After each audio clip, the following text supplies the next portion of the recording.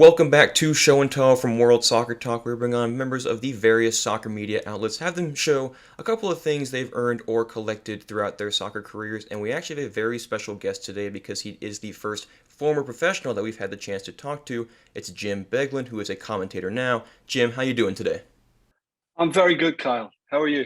I'm doing well. Like I said, Jim, you are the first former professional we've had on. Could you just give a brief rundown of your playing career? Obviously, most people will know from you from your time at Liverpool, but obviously that's not the only team you played for. So just a quick, brief rundown of the teams you've played for and your career highlights, if you could. Yeah, well, it began really with me moving from my hometown, Waterford, in the Republic of Ireland, to Dublin, and I played for a Dublin team called Shamrock Rovers. I was then transferred across to Liverpool from there. I suffered an injury at Liverpool, which changed everything, and then I moved on to Leeds United in the hope that I could resurrect my career. Didn't quite work out. There were further injuries, and I had loan spells at Blackburn Rovers and Plymouth Argyle. And they were kind of fitness related to try and get me in a certain condition.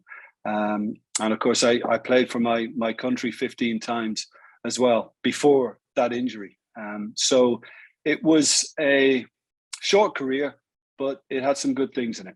Yeah, and during your career, you said it was kind of injury laden, and obviously now people know you from your work as a commentator. So when you're going through your career, is it ever a thought process of yours that that's what you want to do after your career, or is it something that you're only focusing on playing at that time? No, it was the last thing on my mind really. Going down the broadcasting route, I had suffered my injury, and then more or less at the end of my rehab, I was asked to do some local radio stuff in Liverpool with Radio City, and that got me on the ladder at some stage. But even then, I didn't kind of think that down the line I would go into that world. I still thought that I could recover from my problems and get on with my career, even if it wasn't at the top level.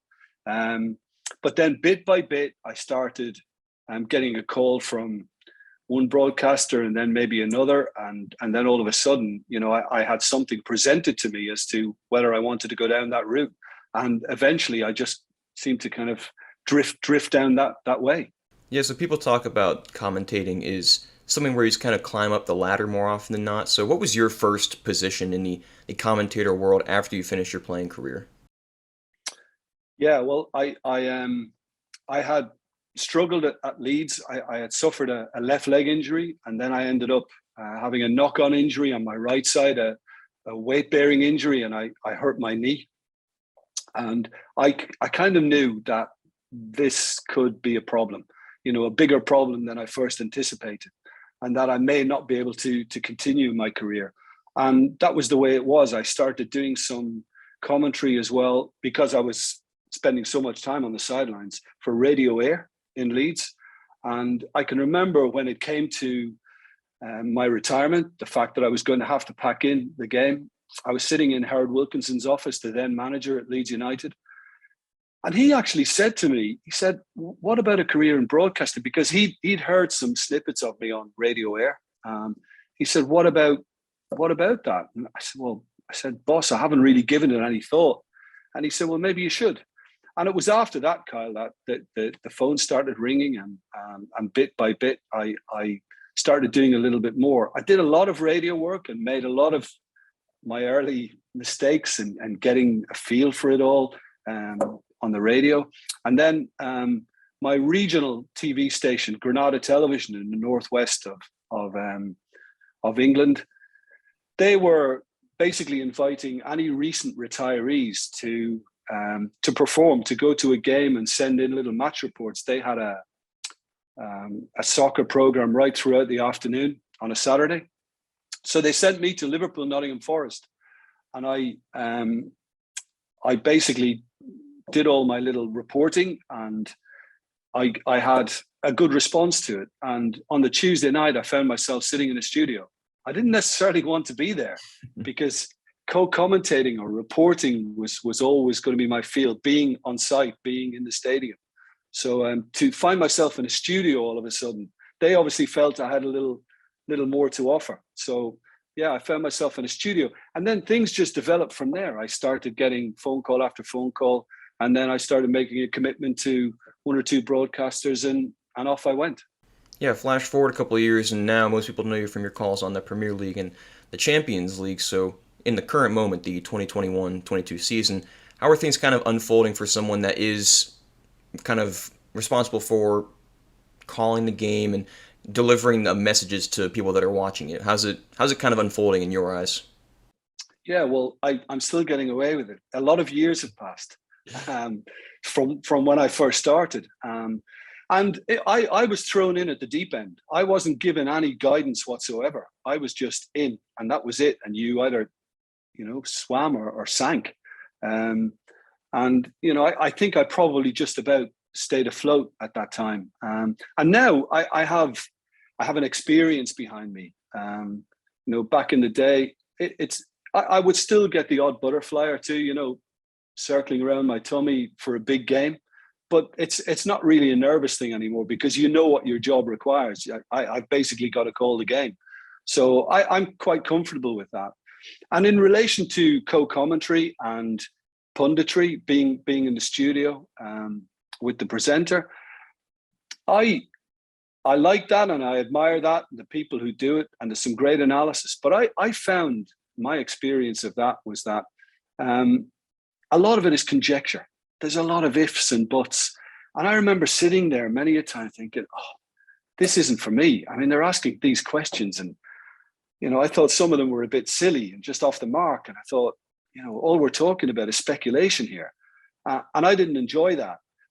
When you sit in a co-commentary position, what's happening down below you is fact. And you're putting your interpretation on the fact. Now, whether people disagree with you or not, that's another matter.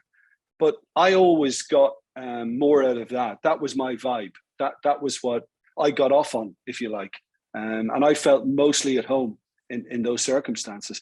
And hence, I remember drifting away from the punditry side of things. And a producer in Ireland with the national broadcaster actually said to me, that could damage your career, doing what you're doing. But thankfully, it hasn't. And I've managed to carve out a career in co-commentary and basically carry on with my first love. Yeah, I want to circle back to when you talked about getting nervous and getting butterflies. Obviously, everyone's going to have that at the beginning of their career calling games, especially when you're on a live broadcast. Was there ever like a moment where it just kind of felt like the butterflies weren't there anymore, or is it just something that you kind of gradually, they started slowly fading away? Yeah, I think it was bit by bit. I remember, a couple of seasons ago thinking, I'm not really even letting my mind go there now. I'm not entering the kind of the world of nervousness anymore because, in fact, I'm not trying to say it's a good thing or a bad thing, but with me, I think it's probably a good 10, 15 years ago. I kind of put that behind me. There were points in the early part of my career where I was a little insecure on certain things and maybe a little unsure and not the most confident. But I think I've always been like that. No matter what I've done in my life, I might start a little slowly, but once I get going and once I know what's expected of me, then I'll be okay. And yeah, I think it's obviously a good thing that the nerves have left me because I tend to just get on with it. But there's also a danger where you can slip into a world of cockiness, of arrogance, and I've always been very careful not to do that. I mean, I've seen one or two other people, and I won't name anybody, go down that route. But I've always been a little careful that I don't stray too far away. Always try keep your feet on the ground. I mean, any manager I had in my career always played a part in that anyway. So I think I was programmed to never let things get carried away. I think another thing that people in journalism and communications world have to keep an eye on is biases. And since you are the first former player we've talked to, something that I've always wondered personally is how do commentators not err on a certain side of one team or another? And as a former Liverpool, former Leeds player, how do you avoid kind of favoring one team, or is it do you just kind of like block out everything from your past and focus on the game at hand, or is there other strategies that you might resort to? I genuinely when I sit down and put a microphone in my hand, I genuinely forget about who I played for. No, even if I'm working on a Liverpool Leeds game, I maybe that's not the best example. Liverpool or Leeds playing, then there's no bias. I mean, I get lots of stick from Liverpool fans. I have done over the years because I've been objective in things I've said about them. It's the most basic accusation you get. Everybody accuses you of some sort of bias. Yep. I don't think they understand what's really involved. I mean, you just have to call it. And if one team is doing better than another team, then so be it. You call it that way. You're still going to get criticised. The one thing I'll say, Kyle, is that I'm very fortunate not to be starting my broadcasting career now when social media is so strong, and you can end up in and I have done. You can end up in a storm that you don't want to be in for saying the wrong thing. So yeah, I'm happy to. I actually get a kick out of it, even though there's a lot of abuse about and some of it's horrific. I get a kick out of it now because it's a fan basically getting wound up in a moment because maybe I've said something that he thinks is inane. And they just react and they get on their phones and they send you a disgusting message or whatever. And then it's gone again. 10 minutes later, they've calmed down and it's all moved on. So I actually end up having a laugh with it. And sometimes I'll highlight that on my Twitter account, and I'll try to belittle them a bit if I can. Yeah, I think fans especially get wound up when it's a bigger game. Someone that's had a pretty lengthy career in the industry, what are some of the biggest games or most important games that you've called? Maybe just even the most exciting games. It could have been a game that didn't have the most hype or draw coming into it, but then the actual game itself was an amazing game. Yeah, I mean, there have been many over the years. The game that jumps out, will always jump out at me, was 2005 in the Champions League final when AC Milan went 3-0 up against Liverpool, and everybody thought this was going to be a humiliation. I think going in at half time, I made a comment as to the effect that it's men against boys, and this could be embarrassing. And then we saw that change in the second half. The Dudek saves from Shevchenko, just an absolutely incredible night. How not the best team in Europe, Liverpool won it. I mean, I've heard the likes of Jamie Carragher and Steven Gerrard say that. They'll admit to that.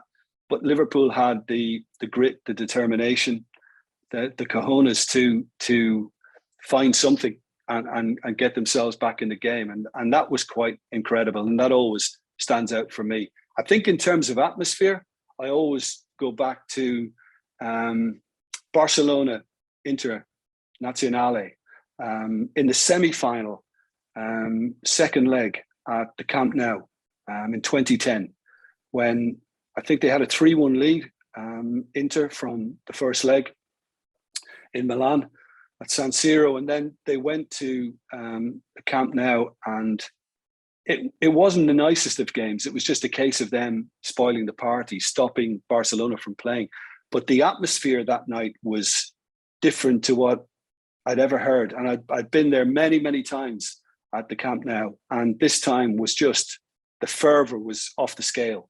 And I can remember when Inter were successful, it was 3-2 on aggregate, they went through. And Jose Mourinho ran on the pitch at the end, supposedly to applaud the Inter fans and their support. But he knew he was winding the whole of Catalonia up. He knew exactly what he was doing. And of course, Inter began celebrating because it was a huge progression for them. And then I always remember that the Barcelona people put the sprinklers on to stop the celebrations. But I can just remember that night that because it was Mourinho and he was back in town, he was back at Barcelona, and there'd been a divide created by then. He wasn't part of them anymore. And the atmosphere was just quite incredible. And I love that, the intensity of it that particular night. Everybody was on edge. And of course, Inter went on to win the Champions League. It's funny, I'm going to circle back to the 2005 Champions League final because I had the chance to talk to Derek Ray, who also called that game. And he said that he was already kind of coming up with plans and notes and little statistics for how big of a win it was going to be, the biggest win in Champions League final history. But as we saw, the game turned around on its head in the second half in a pretty quick span of time. So as a co-commentator, is it hard to call games that do have a quick pivot, or do you ever want to focus on what could happen as opposed to what is happening in the moment? No, I think again. I mean, I know sometimes it seems what we might say on a microphone is a bit crazy and off the mark, but there are games like that. That's the world of football. It's never what you expect. If you go in thinking or planning that I'm going to say this because that's likely to happen, then it won't happen. Um, and there are games that are terrible. You might have a terrible first half, and then you'll have an incredible second half, or vice versa. You can flip that.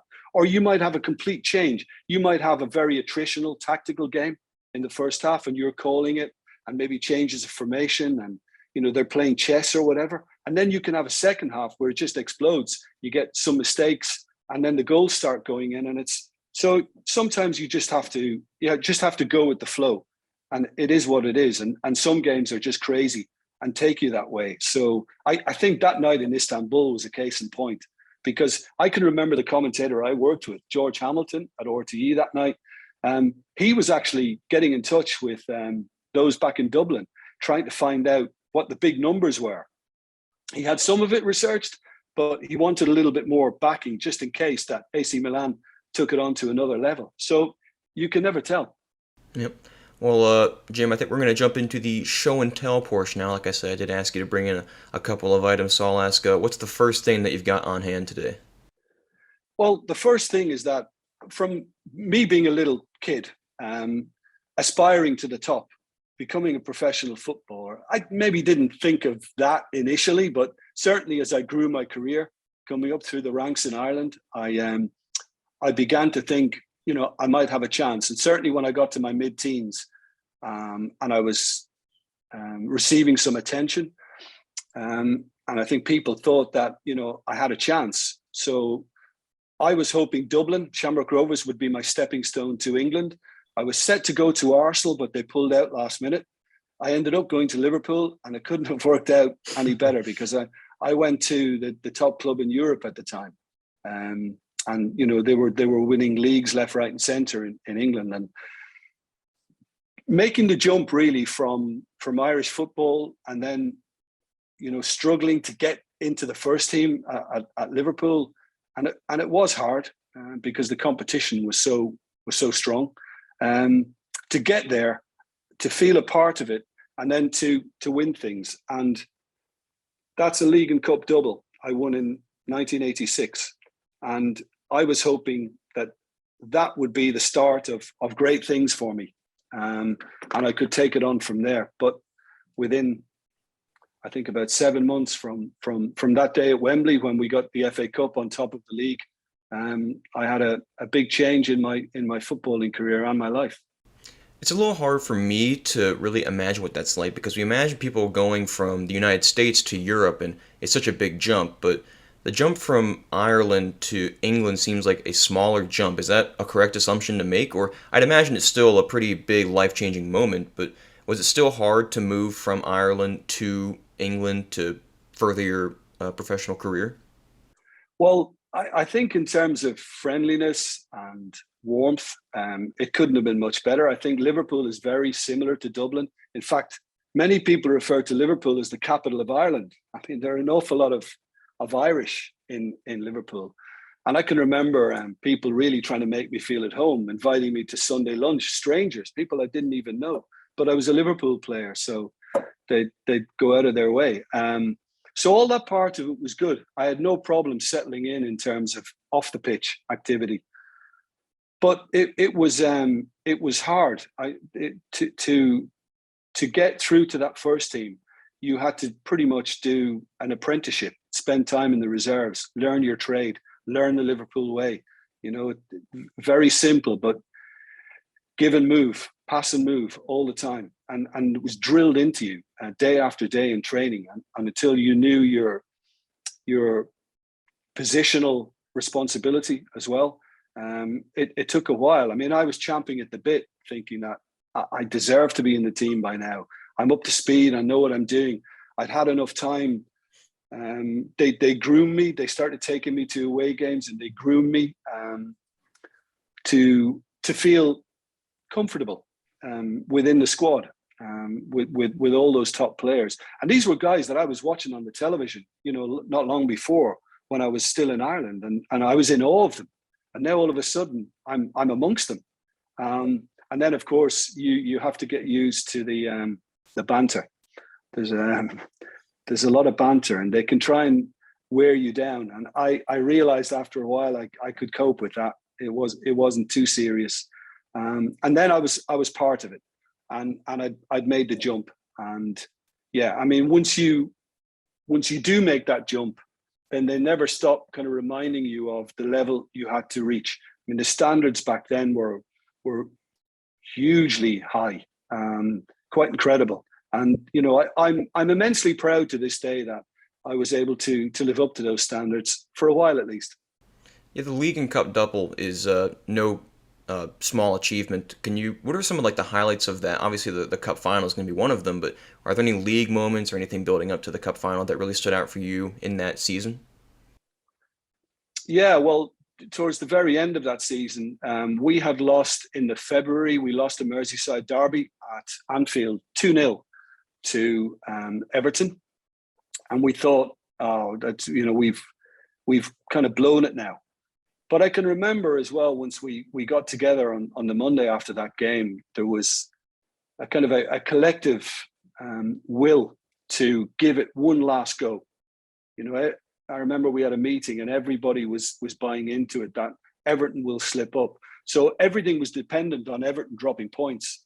And I remember we went to Leicester away and we won 2-0, and Everton lost 1-0 at Oxford that night. And we knew, because you could hear at Filbert Street, it's not the King Power back then, but Filbert Street at Leicester, we could hear all the Liverpool fans, and you could hear the rumbling around the ground. Then it went into a big explosive cheer, joy, and because they told us that Everton were behind.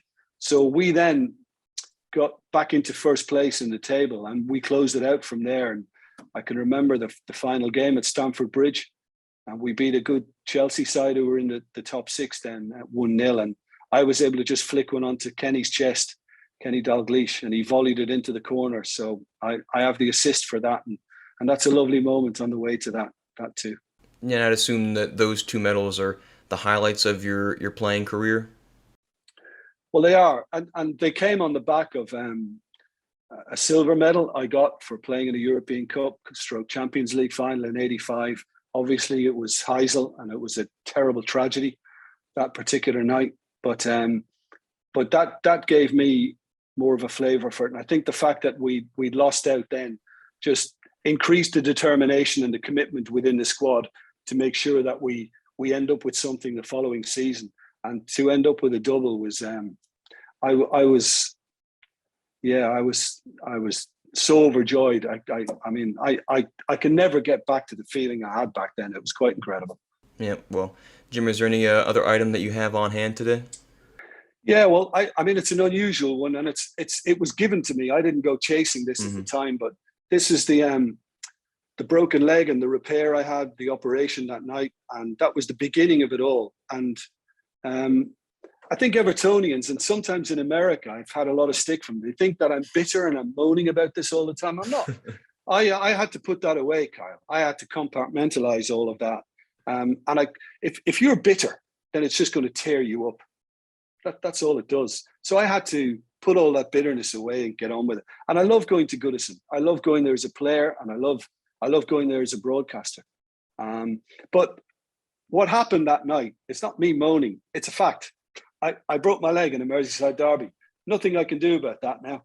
And yeah, it happened, and it changed my life. And that kind of threw me into that broadcasting world.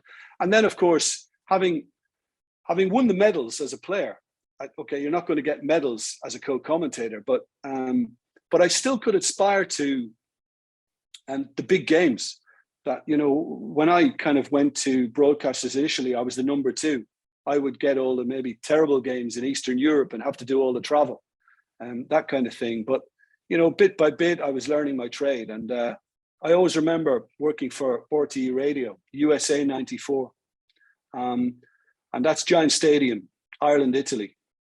And we weren't favourites. Ireland weren't favourites for that. Italy were favourites. And we were told that Giant Stadium would be full of Italians. 80% of it will be Italy. In fact, 80% of it was Irish, was green that night. And that is my best memory, really, of commentating on all the Ireland games that I did over the years. And I commentated on many. That was quite an incredible night. And it's a shame we couldn't have enjoyed it with a few pints. We had to go off to Washington later on that night. So we had another game to watch the next day. Circling back to the broken leg, I only stopped playing soccer when I was 16 or 17 years old. And I had a few broken bones, but for me, I was never going to go professional. It never really, hurt me emotionally because that was never my future goal. But as someone who's playing professionally and you know that a broken bone is going to sideline you for months at a time, is it disheartening to know that you might lose your spot or you're just not going to be able to have the opportunity that was presented to you before? Yeah, I can remember asking one of the surgeons the next day.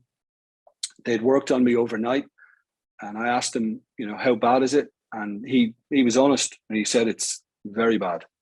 I had a double compound, comminuted, I think is the term, which means shattered. It's the medical term.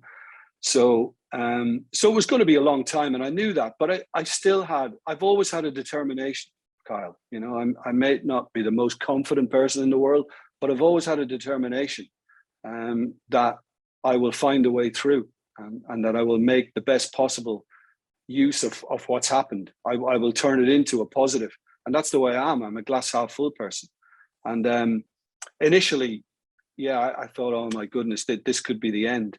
But bit by bit, I began to get fitter and fitter, and I did get back on my feet. I got back playing for the reserves, never for the first team again, unfortunately.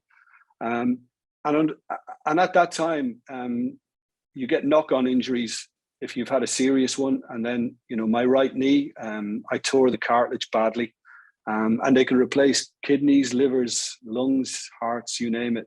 And a little bit of grizzle in your knee, cartilage, they can't really do anything about. So I was playing in pain for the last 18 months. I played in pain, and I was in a lot of pain. I could do straight stuff, but I couldn't do twisting and turning. And I had to be careful in days before games that I didn't go down that route.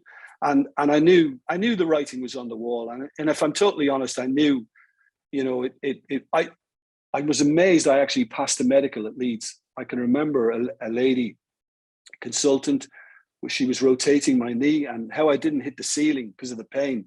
But I managed to stay quiet, got through it, and went on. But no, you go through, when you get a serious injury like that as well, you go through every emotion in the book.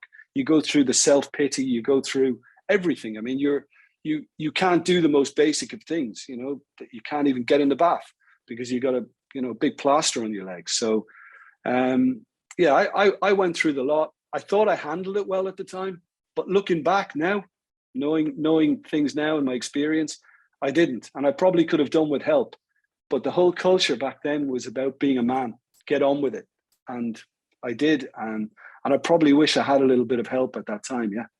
And then the World Cup, was that a ticket or was that a press pass and you were there as a commentator? I was there as the radio commentator. Okay. Giant Stadium. There was a guy called Gabriel Egan who was the radio commentator for RTE in Ireland. And he'd interviewed me after a few Ireland games. And he recommended me to the station to say that, look, he might have a chance of broadcasting. So he put my name forward. And then I ended up, while I was still trying to cling on to a career, I ended up going to Italia 90. And I covered all the Ireland games with him. And then it just all developed from there. And of course, the competitor in me, I have to aspire to better things. So I moved to RTE Television in 96, and then I worked the World Cup final in 98. I worked the World Cup final in 2002. And I'm proud of that too, and I've taken it on from there. I've worked more finals, since then. But they were in the early days, and I was just delighted then that I achieved a level where people felt they could rely on me, and that I could do the job and not let anybody down. And I've always aspired to that ever since. If you're going to do something, do it well, do it as well as you can, and put as much work into it as you can. And I learned an awful lot from particularly the commentators I worked with and how they went about things, and they would make copious notes. And I thought, well, okay, I can do that on the analytical side of things. And I can just, sometimes you never get a chance to look down. You just call the game and you don't even look down. But now and again, if you've got a stolid game, not much is happening, it's boring, you can look down and maybe you've got an analytical point that could be made, and I can use that. And then we can maybe have a little bit of a chit chat through it. So you pick up little bits over the years, and you learn the discipline that goes with the job. At the time we're recording this, we're coming up on the November international break, and some fans obviously prefer the club side of the game, some fans prefer the international side, but as a commentator, do you have a preference? You've had the opportunity to call World Cup finals, but you've also had the chance to call Champions League finals. So for you, do you prefer to call the club games, or do you prefer the international side of things? The club. Okay. I'll be totally honest with you now. I think it's been helped. I've worked on quite a few friendlies over the years, and they're not the most exciting games. But I think the way they've changed things in Europe now with the League of Nations, and I think that's helped because I think it's made it more competitive. I think you get better games. And look, I've had some absolutely wonderful nights with Ireland particularly, and indeed once you're in World Cup finals, and some great games. And I've always enjoyed those tournaments. But no, it's the club football that I love. And even, and I don't mind saying this, even when I was a player at Liverpool, the professionalism that existed around Liverpool Football Club was far greater than the professionalism that existed around the Republic of Ireland national team. It was just a better setup. People were much more switched on, and I'm sure things have improved in that regard now for the current player. But yeah, I would always go with the club games, because that's what I spend most of my life working on. Yeah, I'll wrap up with this, Jim. Our audience is obviously primarily an American audience, but we still have the chance to hear you call your Champions League games and a number of your Premier League games. So where can people find your commentary just throughout the different competitions that you cover? Well, certainly for the Premier League, I think any of the countries around the world that have the rights, then they can take the English-speaking commentary. Of course, it's not just me. There are lots and lots of us that do it. Mm-hmm. So no matter where you go, I mean, lots of people come up to me and say, "Are you working for NBC?" No, they just take our feed. Right. Are you working for Be in Sport Middle East? No, I'm not. Are you working for Optus Australia? No, I'm not. All the broadcasters can take the English speaking, and that's why my profile in this country, in the UK, probably dropped since I finished with ITV, but I think it's gone up around the world. Yep. And sorry, what was the second part to that, Kyle? Well, I know you also cover the Champions League games. Is that specifically for CBS, or is that also a world feed? Yeah, well, it's not a world feed. I believe it's for CBS now. Whether CBS have sold it on elsewhere or not, I don't know about that. But yeah, when I go to work on a Champions League game, I believe it's for CBS in the USA. Yep. Well, Jim, I think we're going to wrap it up there. I really appreciate you coming on and telling all those stories, and just how your career has gone from an injury-laden player career into one of the better co-commentators out there. It's very kind of you. It's been a pleasure to chat with you too. All right, well, Jim, I wish you the best going forward. And you, Kyle. All right, take care.